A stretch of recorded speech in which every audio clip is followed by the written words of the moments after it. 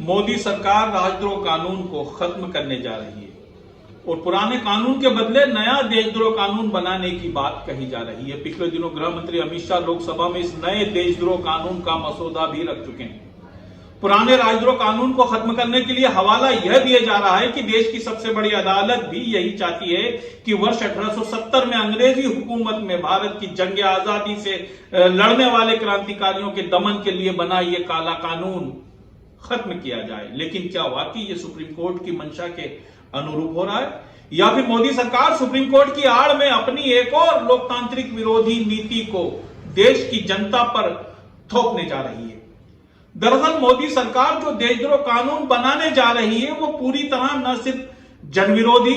लोकतंत्र विरोधी है, बल्कि सुप्रीम कोर्ट के आदेश की भावना के भी पूरी तरह विपरीत है।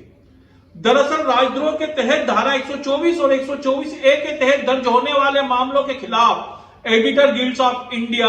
Retired major general A.G. Vombatkere, पूर्व केंद्रीय मंत्री अरुण शौरी और people's union for civil liberties यानी PUCL ने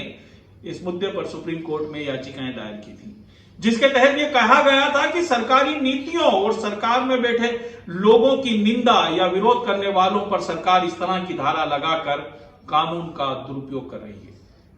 याचिका पर सुनवाई करते हुए तत्कालीन चीफ जस्टिस NV रमन्ना ने यह कहते हुए राजद्रोह कानून पर 11 मई 2022 को रोक लगा दी थी कि वर्तमान सामाजिक ढांचे में इस तरह का कठोर कानून सही नहीं और गंभीरता पूर्वक जांच पड़ताल के बगैर राजद्रोह की धारा 124 के तहत मुकदमे दर्ज किए जाना भी वर्तमान हालत में सही नहीं ठहराए जा सकते। लिहाजा चीफ जस्टिस रमन्ना ने सरकार से आइंदा इस धारा में कोई मुकदमा दर्ज न करने का आदेश देते हुए सरकार को राजद्रोह कानून समाप्त करने की सलाह दी थी। वैसे यह कोई पहला मामला नहीं था जब देश की सबसे बड़ी अदालत ने इस कानून पर सवाल उठाया हो। वर्ष 1962 में केदारनाथ बनाम बिहार सरकार मामले में भी फैसला देते हुए सुप्रीम कोर्ट ने कहा था कि देश या प्रदेश सरकार की आलोचना करना या प्रशासन के निर्णय पर उसके खिलाफ कुछ टिप्पणी करना राजद्रोह नहीं है। 14 सितंबर 2020 को पूर्व जस्टिस मदन बी लोकुर सहित सुप्रीम कोर्ट के कई रिटायर्ड जज ने फ्रीडम ऑफ स्पीच जुडिशियल में इस विषय पर बोलते हुए कहा था कि अभिव्यक्ति की स्वतंत्रता पर रोक लगाने के लिए राजद्रोह कानून का दुरुपयोग किया जा रहा है।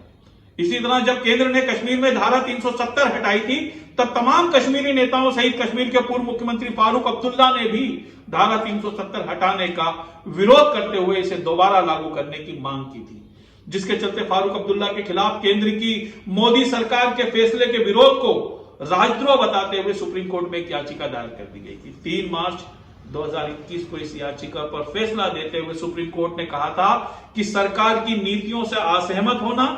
या सरकार की नीतियों का विरोध करना देशद्रोह नहीं है। इतना ही नहीं, सुप्रीम कोर्ट ने याचिका लगाने वालों को कड़ी फटकार लगाते हुए 50,000 रुपए का जुर्माना भी लगाया था। और वैसे भी देश में लगने वाले राजद्रोह के ज्यादातर मामले पूरी तरह राजनीतिक होते हैं, जिसे साबित करने के लिए राष्ट्रीय अपराध ब्यूरो यानी NCRB के आंकड़ों पर एक नजर डाल लेते हैं। इन आंकड़ों के मुताबिक 2015 से 2020 के बीच राजद्रोह के 356 मामले दर्ज किए गए, जिसमें 548 लोगों को गिरफ्तार किया गया। हालांकि राजद्रोह के 7 मामलों में गिरफ्तार सिर्फ 12 लोगों को ही राजद्रोह के मामले में दोषी करार दिया गया, यानी ज्यादातर मामले फर्जी, तथ्यहीन और बगैर किसी सबूत के बनाए गए थे। इन तमाम आंकड़ों से यह साबित होता है कि देश की न्यायपालिका राजद्रोह कानून के दुरुपयोग पर न सिर्फ सवाल उठाती रही है, बल्कि अपने फैसलों से इस कानून के दुरुपयोग की आशंका को भी सही साबित करती रही है। लिहाजा साफ है कि सुप्रीम कोर्ट के आदेश की आड़ में मोदी सरकार ने राजद्रोह कानून समाप्त कर जिस देशद्रोह कानून का मसौदा तैयार किया है वो सत्ता पक्ष के राजनीतिक विरोधियों को ठिकाने लगाने का एक नया हथियार साबित होगा। सोचने का विषय है कि जिस अदालत को राजद्रोह के वर्तमान प्रावधान और उसके तहत 3 साल की सजा भी कठोर लगती हो,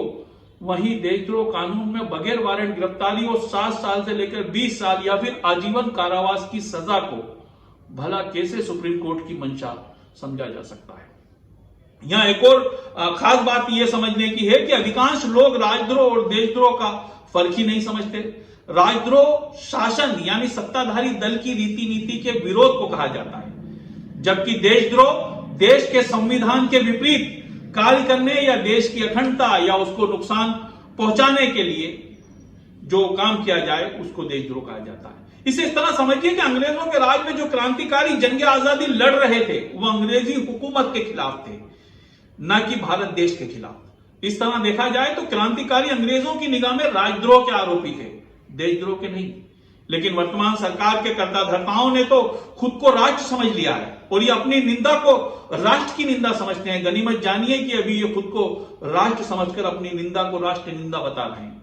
कुछ दिनों में कहीं ऐसा ना हो कि इनके अंधभक्त इन्हें ईश्वर निरूपित कर दें और ये अपनी निंदा को ईश निंदा बताकर अपने विरोधियों को सजा देने निकल पड़े। एक वक्त था जब हम खुद को विश्व का सबसे बड़ा लोकतांत्रिक देश बताकर अपनी पीठ थपथपाते थे,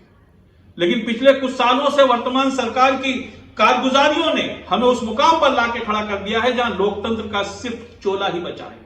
देश की स्वायत्त संस्थाओं को कठपुतली के तरह इस्तेमाल के आरोप तो पुराने और बेदम हो चले हैं, लेकिन अगर केंद्र सरकार द्वारा प्रस्तावित देशद्रोह का ये कानून अगर लागू हो गया तो हठधर्मी सरकार की मनमानी के आगे बोना बेदम विपक्ष और सरकारी खैरात से वित्त पोषित मोदी मीडिया के सामने, गोदी मीडिया के सामने डटकर सरकार की जन विरोधी नीतियों और उनके मनमानी के खिलाफ बोलने वाले गिने चुने पत्रकारों, समाज सुधारकों, चिंतकों, विचारकों के लिए सरकार की नीतियों का विरोध करना भी अब शायद संभव नहीं होगा। इस देश में मन्नासन होते लोकतंत्र के लिए यह कानून जहर की तरह साबित होगा। यह वो खतरा है जिसे आज सांप्रदायिक अफीम चाट कर मस्त हो रही जनता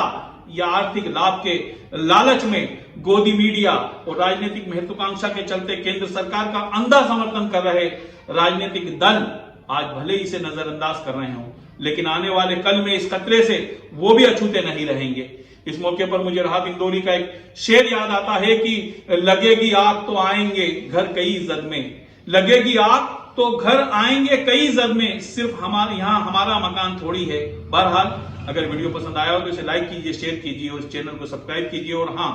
मुझे यानी परवेज इकबाल को दीजिए इजाजत। अगली बार फिर मुलाकात होगी एक नए मुद्दे के साथ। जय हिंद।